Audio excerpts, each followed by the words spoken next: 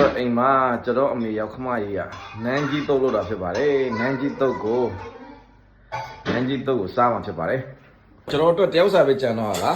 ဂရမ်မှာတယောက်စာအတွက်ခြံထားပါတယ်တယောက်စာပဲတပွေးပဲစားရတော့မှာဗောလားဩတပွဲကပူပူတလာအများကြီးရှိပါတယ်ကွယ်ကျွန်တော်အမေရောက်ခမကြီးတုတ်ပေးထားတဲ့နန်းကြီးတုတ်လေးရပါပြီဆွဲတော့မှာဖြစ်ပါတယ်ဖို့မစားသေးဘူးလား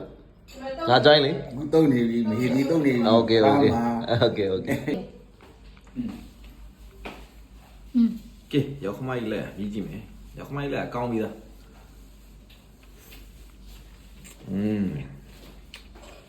အများကြီးပဲဟဲ့ကိုတော့မလားမသိဘူးကောင်းတယ်ပြင်မှာစားရင်ဈေးကြည့်အိမ်မှာလောက်ကြတော့အများကြီးစားရပါလေစားအောင်လားနင်းကြီးတော့မနေ့ကကျတော့မီးချေဘူးလေးမကြိုက်ဘူးလား没事，家没事啊。ဒါမီးချေမို့ဒါနင်းကြီးတော့没那个嘛，没事啥了。မကြိုက်ဘူးလားမီးချေနင်းကြီးတော့ပဲကြိုက်တယ်ဒါကတော့ ဒီရည်နဲ့ ကိုယ့်အတွက်လုပ်ပေးတာဖြစ်ပါတယ်အဖေါ်ဖွာလာရှာကွာဖို့တော်တော်ကြီးဆိုင်တယ်ကြည့်စမ်း